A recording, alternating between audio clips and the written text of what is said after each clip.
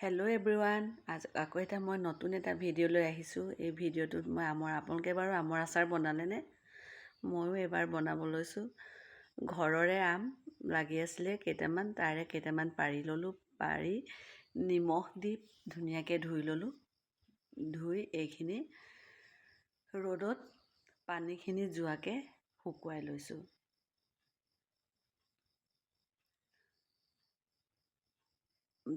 আৰু এইখিনি আৰু মই সৰিয়হ, বগা সৰিয়হ আৰু ক'লা সৰিয়হ, বগা সৰিয়হ 3 চামুচ আৰু ক'লা সৰিয়হ 1.5 চামুচ দি ভিনেগাৰ দি তিয়াই লৈছোঁ। ভিনেগাৰ দি তিয়ালে বনালে আচাৰটো বেয়া হৈ নাযায়, সোনকালে ভাল হৈ থাকে। আৰু এয়া আমখিনি মই নিজৰ জোখত শুকোৱাৰ পিছত কাটি ল'লোঁ। শ্বেপটো নিজৰ শ্বেপত দি লৈছোঁ আৰু যেনেকৈ পাৰে, যোনে যেনেকৈ পাৰে তেনেকৈ কাটি ল'ব পাৰে। আৰু গোটেই আমখিনিত নিমখখিনি মানে লাগি যোৱাকৈ ধুনীয়াকৈ সানি ল'ব। সানি মই 8 ঘণ্টামান তিয়াই থৈছোঁ। সানি মেলি ঢাকি থৈ দিছোঁ 8 ঘণ্টা। তাৰপিছত যেতিয়া পানীখিনি ওলাই যায়, আমৰ পৰা পানীখিনি যদি ওলোৱাৰ পিছত মই চাকি দিম। এয়া খৰাহীখনতে চাকি লৈছোঁ। তাৰপিছত এইখিনিত ৰ'দত দিবৰ কাৰণে হালধি অকণমান সানি লৈছোঁ। হালধিটো সানিলে পৰুৱা বা মাখি চাখি নাহে ইমানকৈ। আৰু শুকাওঁতে সদায় ধুনীয়াকৈ এইটো গোটেইখিনিত সানি ল'ব। আৰু ৰ'দত দিওঁতে সদায়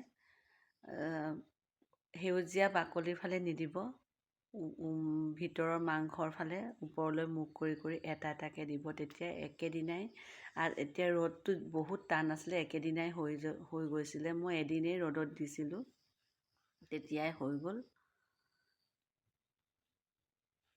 আৰু ইফালে মই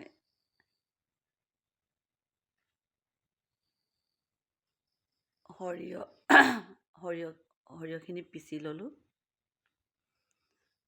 আৰু এয়া সৰিয়হ পিচা আৰু মছলা, ঘৰতে বনোৱা মছলা চব মিক্স কৰি মছলা বনাইছিলোঁ গোটাকৈ আনি। আৰু এয়া জলকীয়া গুড়িও দিছোঁ কালাৰটোৰ কাৰণে। ইয়াতে ধুনীয়াকৈ গোটেইখিনি মিহলাই লৈছোঁ। মিহলাই ইফালে মোৰ আমো শুকালে। এয়া ধুনীয়াকৈ শুকাই গ'ল। বেছিও শুকান হ'ব দিব নালাগে, খালি আমৰ পানীবোৰ শুকাই যাব লাগে। পানীটো শুকাই গ'ল আৰু টেপিলেও অলপ কোমল হৈ আছে, ভাল হৈ আছে। ইফালে কেৰাহীত তেল গৰম কৰিলোঁ। ইয়াত পাঁচফোৰণ অকণমান দি দিছোঁ আৰু কেঁচা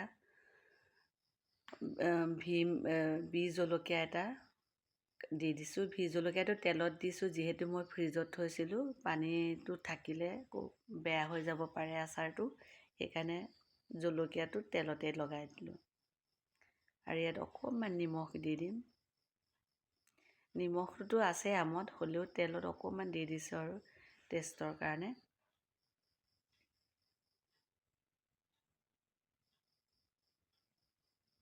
এয়া হৈ গ'ল। মই ইফালে ইয়াতে য'ত মছলা মিলোৱাই থোৱা আছিলে, মছলাতে তেল ঢালি দিলোঁ আৰু ইয়াত ধুনীয়াকৈ মিলাই ল'লোঁ। আৰু শুকাই থকা আমখিনি ইয়াতে দি সানি লৈছোঁ। গোটেই আমখিনিতে লাগি যোৱাকৈ সানি এয়া ধুনীয়াকৈ হৈ গ'ল। আৰু এনেকৈও খাবলৈ বহুত ধুনীয়া হৈছে।